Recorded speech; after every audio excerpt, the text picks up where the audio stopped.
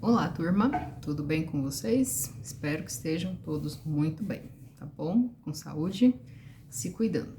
Nessa quinzena, nós vamos trabalhar marcas da coesão textual atrelada a isso atrelado ainda aos contos clássicos, tá certo? Então, na quinzena passada, nós trabalhamos o conto de A Pequena Vendedora de Fósforo, né, de Hans Andersen, e nessa quinzena nós vamos trabalhar um outro conto, tá certo? Predominante. Na verdade, nós trabalhamos A Pequena Vendedora de Fósforos e O Ganso de Ouro. Nessa quinzena, nós ainda vamos utilizar a Pequena Vendedora de Fósforos para trabalhar a parte textual, que é essa parte da coesão, como eu falei para vocês, e vamos trabalhar também o conto O Patinho Feio, onde a gente vai abordar a competência socioemocional respeito, tá certo? Então, vocês vão encontrar na leitura dessa semana muitas palavras complicadas. Por isso que eu vou explicar aqui do que nós estamos falando, tá? Então, lá, logo no início da atividade 3, que é onde nós estamos trabalhando, na página 35 da apostila, ele apresenta um pequeno trecho, né, da vendedora de fósforos. Ele retirou lá um trechinho de onde para onde ele chama a atenção. Então, ele chama a atenção as palavras que originalmente no texto foram substituídas por outras, mas que, se fosse utilizar a mesma palavra, essa mesma palavra seria a menina, tá certo? Então, tá assim. Estava extremamente frio, a neve caía. A noite chegara, a última noite do ano. No frio e na escuridão, uma pobre menina descalça andava pelas ruas. Por que a menina estava descalça? A menina, ao se desviar de duas carruagens que passavam em alta velocidade, a menina deixou seus chinelos caírem na rua, chinelos que por sinal eram bem grandes, pois pertenciam à mãe da menina. Quando a menina foi recuperá-los, a menina não conseguiu pegar um deles, pois o outro fora apanhado por um garoto. Então, nós temos aí um problema de repetição. A palavra a menina foi repetida muitas vezes, gerando o quê? Um texto chato e cansativo, tá certo? Então, na coesão textual, nós utilizamos substituições, mas para isso nós precisamos primeiro saber o que é coesão. Então, a coesão textual são mecanismos linguísticos que permitem uma conexão no texto. Ou seja, a palavra texto tem origem na palavra tecido. Se vocês observarem o tecido, ele é formado por várias linhazinhas que se juntam.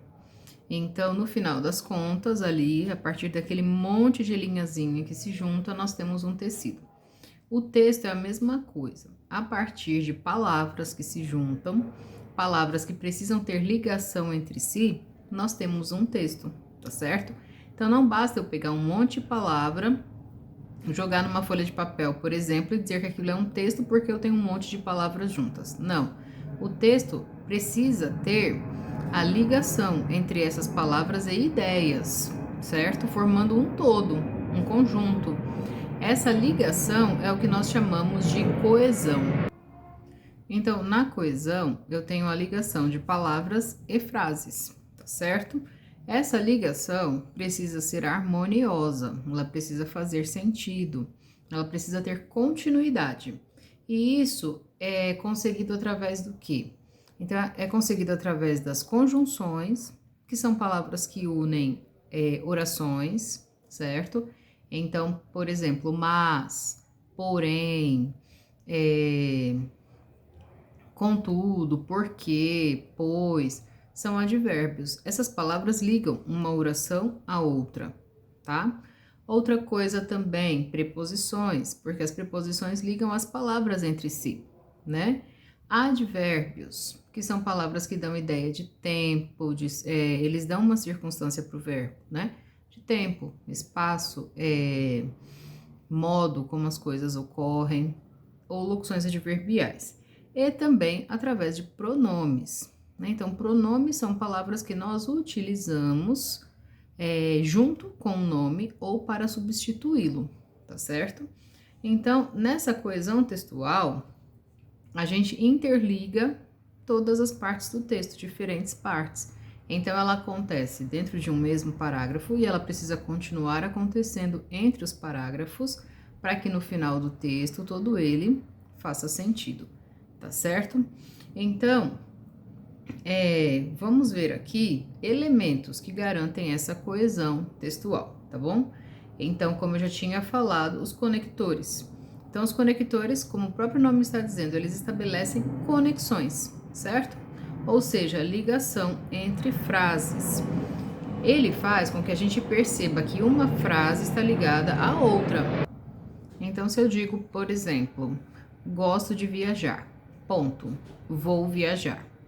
Essas duas orações, elas são independentes, porque elas estão separadas por ponto, mas elas têm alguma relação aí entre elas. Como eu estabeleço essa relação? Através de conectores. Um deles é a conjunção. Gosto de viajar e vou viajar, certo? Agora, se eu dissesse gosto de viajar, mas não vou viajar. Então, nos dois casos, eu liguei as orações. Gosto de viajar, por isso vou viajar. Notaram? Então, eu liguei essas duas orações por meio de conjunção, apesar de que em cada um dos casos elas receberam sentidos diferentes de ligação, tá certo? Mas eu fiz o quê? Eu fiz uma conexão entre elas. Outro ponto muito importante também é a correlação de verbos. Então, se eu estou narrando, por exemplo, eu preciso que esses verbos estejam numa sequência lógica que dê a compreensão ao meu leitor ou ao meu ouvinte, tá certo? Se eu utilizo esses verbos presente, agora, passado, lá na frente, futuro aqui atrás, aquela confusão, isso atrapalha na coesão, porque não vai ter uma ligação lógica. O leitor ou ouvinte vai precisar ficar retomando muitas vezes a leitura ou prestando muita atenção no que você está dizendo para que ele compreenda, porque a lógica aí não está ocorrendo.